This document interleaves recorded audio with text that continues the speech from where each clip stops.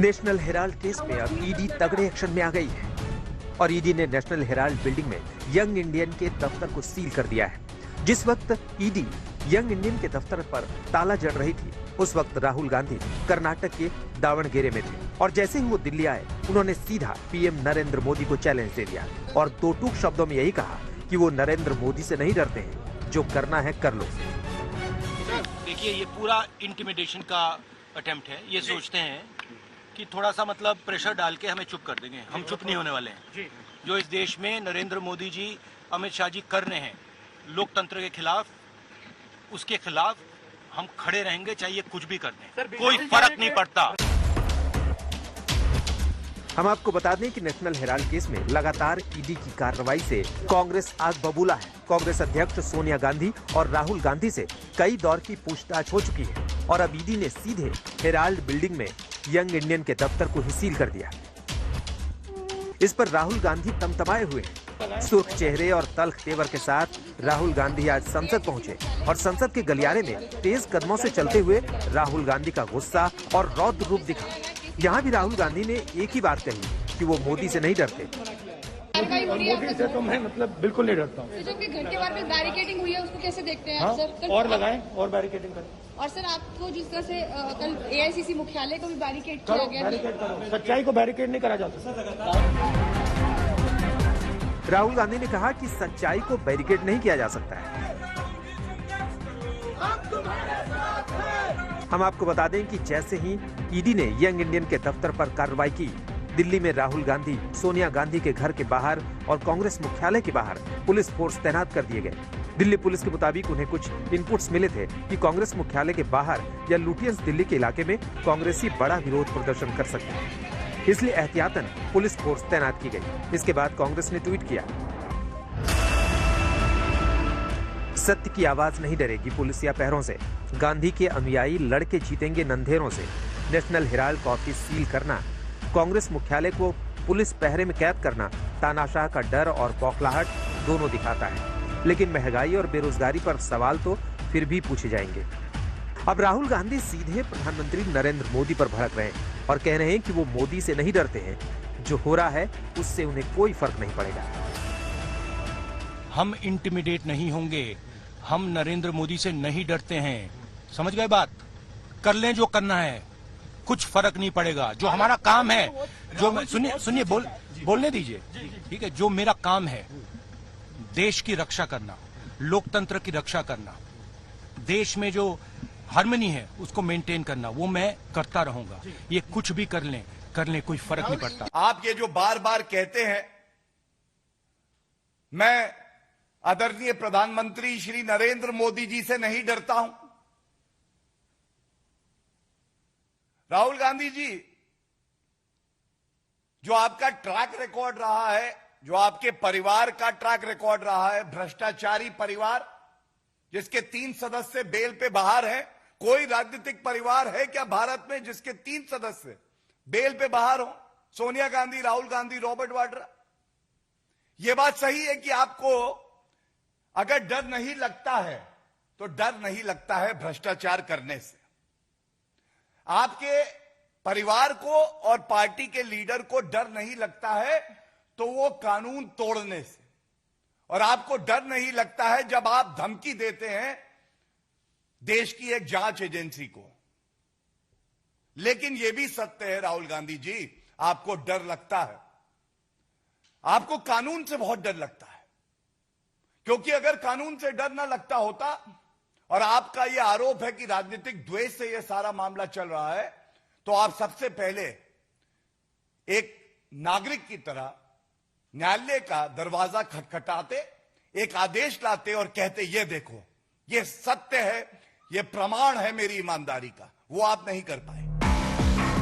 ED ने साफ निर्देश दिया है कि एजेंसी की इजाजत के बिना यंग इंडियन के दफ्तर को खोला नहीं जाएगा। इससे पहले ईडी ने हेराल्ड मामले में दिल्ली, लखनऊ, कोलकाता में 12 ठिकानों पर छापेमारी की थी। ईडी की इस कार्रवाई पर बीजेपी कह रही है कि घोटालेबाज भाग नहीं पाएंगे। जनता जनार्दन बड़े स्पष्ट रूप से कह रही है, न रण होगा और न रन होगा, RUN run. Neither you should fight against the system nor you should run away from the system. देश का जो संविधान है, देश का जो कानून है, वो सबके लिए बराबर है। चाहे वो कांग्रेस की अध्यक्षा हो, चाहे वो कांग्रेस के पूर्व अध्यक्ष हो, चाहे वो आम जनता हो, सबके लिए देश का संविधान, देश का कानून एक बराबर है। लड़ाई कर रहे हैं और रण की बात कर रही है, लड़ाई की बात कर रही है कांग्रेस पार्टी। भागने की कौन बात कर रहा है?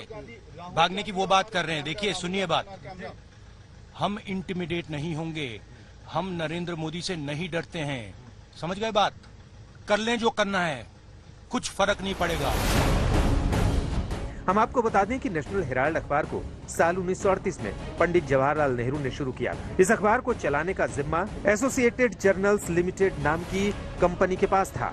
शुरू में इस कंपनी में कांग्रेस और गांधी परिवार के लोग हावी रहे। करीब 70 साल बाद 2008 में घाटे की वजह से इस अखबार को बंद करना पड़ा। कांग्रेस पर आरोप है कि उसने एसोसिएटेड जर्नल्स लिमिटेड यानी एजीएल को पार्टी फंड के बिना ब्याज का 90 करोड़ रुपए का लोन दिया। अब ईडी मनी लॉन्ड्रिंग मामले में कार्रवाई कर रही है और कांग्रेस कह रही है कि ये सब मोदी सरकार के इशारे पर हो रहा है। कांग्रेस ये भी कह रही है कि मोदी सरकार ईडी को कठपुतली बना रही है और वो बढ़ती महंगाई, बेरोजगारी और जरूरी सामान पर जीएसटी लगाने के खिलाफ 5 अगस्त को दिल्ली में बड़ा धरना प्रदर्शन करेगी।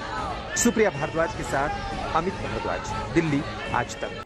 कल ईडी ने यंग इंडियन पर ताला लगाया और आज कांग्रेस के नेता मल्लिकार्जुन खड़गे की मौजूदगी में उसे खोला गया। जी हां, ईडी ने मल्लिकार्जुन खड़गे की मौजूदगी में दफ्तर की तलाशी ली है और हेराल्ड हाउस में ईडी मल्लिकार्जुन खड़गे को दोपहर 1:30 बजे लेकर आज पहुंची। अब कांग्रेस ईडी के एक्शन पर हंगामा कर रही है।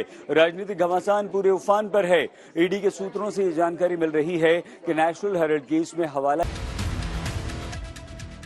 अब ईडी सबूतों की तलाश में जुटी है। हेराल्ड हाउस में दस्तावेज खंगाल रही है। ईडी की टीम कांग्रेस के सीनियर नेता मल्लिकार्जुन खड़गे को हेराल्ड हाउस लेकर पहुंचती है और उनकी मौजूदगी में तलाशी अभियान शुरू होता है। इस वक्त हम लोग मौजूद हैं आईटीओ पर हेराल्ड हाउस के बाहर। यहां पर मल्लिकार्जुन खड़गे पहुंचे हुए हैं। ये गाड़ी मेन गेट पे आप देख सकते हैं मल्लिकार्जुन खड़गे की यहां पर मौजूद है। पार्लियामेंट से सीधे मल्लिकार्जुन खड़गे यहां पर पहुंचते हैं। दरअसल मंगलवार को 12 जगहों पर सर्च की गई थी ईडी की टीम के द्वारा, जिसमें दिल्ली यहां पर भी ईडी की टीम पहुंची थी और रात तकरीबन मंगलवार बुधवार की रात 2:30 बजे की टीम यहां पर ईडी की टीम यहां पर मौजूद थी। जाते वक्त ईडी ने यंग इंडियन की जो ऑफिस है यहां पर, इस ऑफिस में मौजूद, ये आप हेराल्ड हाउस देख रहे हैं, उसके एक हिस्से को सील कर दिया था और ये बताया गया था कि चूंकि कोई अधिकारी मौजूद नहीं था हेराल्ड नेशनल हेराल्ड का, इसकी वजह से ये कदम उठाया गया। हम आपको बता दें कि मल्लिकार्जुन खड़गे को ईडी ने बुधवार को समन दिया था और उसके बाद यंग इंडियन के दफ्तर को सील किया। अब ईडी के समन पर मल्लिकार्जुन खड़गे ने कुछ सवाल उठाए। उन्होंने कहा कि वो कानून का पालन करना चाहते हैं, लेकिन जब संसद का सत्र चल रहा हो तो क्या उनको समन करना सही है? क्या पुलिस के लिए सोनिया गांधी और राहुल गांधी के आवासों का घेराव करना सही है? और पार्लियामेंट में एक सदस्य हूं और leader of the opposition party, लेकिन मुझे इस वक्त पार्लियामेंट जब चल रहा है तो ईडी का समन आता है, आप जल्दी आइए।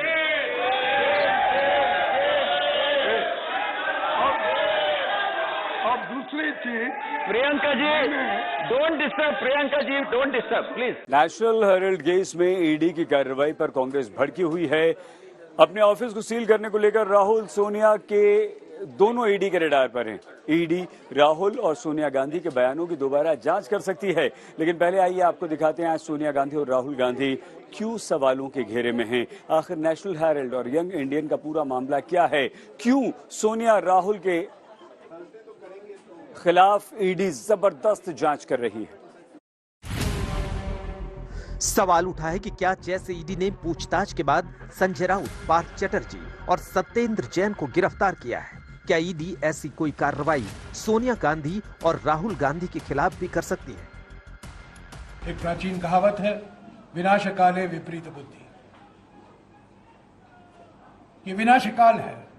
महंगाई, बेरोजगारी, जैसा कि माकन जी ने कहा, खाद्य पदार्थों पर जीएसटी, इसके खिलाफ हमने अपनी आवाज उठाई है संसद में और संसद के बाहर। 2 हफ्ते तक बहस से भागी मोदी सरकार।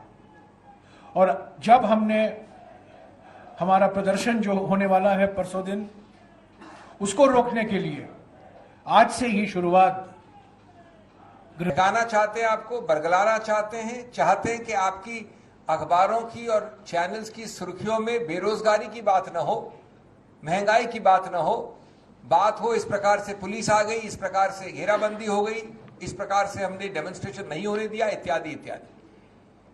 After 50 hours of questioning of Mr. Rahul Gandhi, after days of questioning of the Congress president, more than 200 questions put together, and I demonstrated before you from this podium that if the most ingenious and imaginative mind was to ask questions, there cannot be more than 10 to 12 questions. सवाल ये भी कि क्या आगे ED Gandhi परिवार के घर तक जांच कर सकती है? क्या सोनिया गांधी और राहुल से 8 दिनों में 62 घंटे की पूछताछ के बाद अब गिरफ्तारी भी ईडी कर सकती है?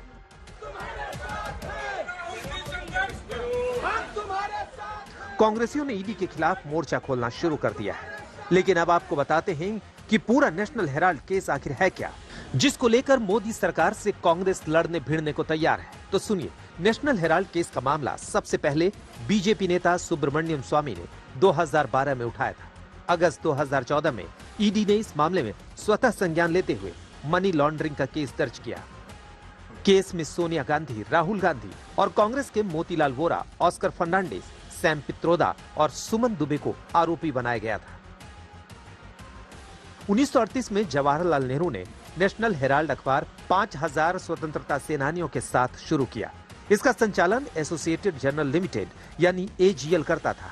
आजादी के बाद ये कांग्रेस का मुखपत्र बन गया। एजीएल ही अंग्रेजी में नेशनल हेराल्ड का प्रकाशन करता था। कांग्रेस से मिले लोन के बावजूद 2008 में अखबार बंद हो गया। 2010 में यंग इंडिया लिमिटेड यानी YIL बना, जिसने एजीएल का अधिग्रहण किया। YIL में सोनिया गांधी और राहुल गांधी की 76% हिस्सेदारी बताई जाती है।